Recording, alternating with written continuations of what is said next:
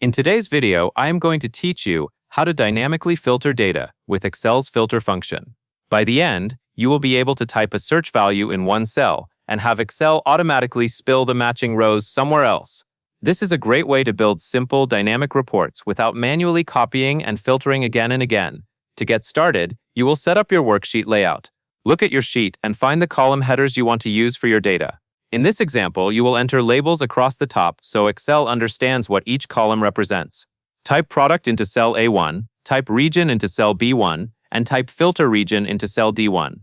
Take a moment to confirm that these headings are in the correct cells, because the later formula will reference them directly. Next, you will create a header for the results area. Type filtered results into cell E1.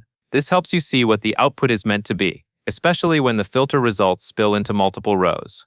After you set up this title, you are ready to enter your sample data underneath the headers. Now fill in the first column with items. Enter laptop into cell A2, phone into cell A3, and tablet into cell A4.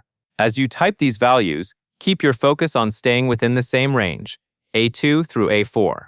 This range will be the first part of your filter function output. With the product names in place, you will fill in the regions that correspond to each item. Type north into cell B2, south into cell B3, and north into cell B4. Again, stay within B2 through B4, so the product and region rows stay aligned. Proper alignment is important because the filter will match each product to its region on the same row. Now you will add your search criteria input cell. Type north directly into cell D2. This is the value you want Excel to look for in the region column. You can think of D2 as the control cell. Later you can change D2 to a different region, and the results will update automatically without changing the formula. After setting the criteria, you will choose where the filtered results should appear. Click on cell E2 to select your destination cell. This is where the output will begin. Make sure you select E2 and not E1, since E1 is reserved for the results header you already created. Now it is time for the main step, entering the filter formula. Type the formula =, filter A2, B4, B2, B4, D2, no results directly into cell E2.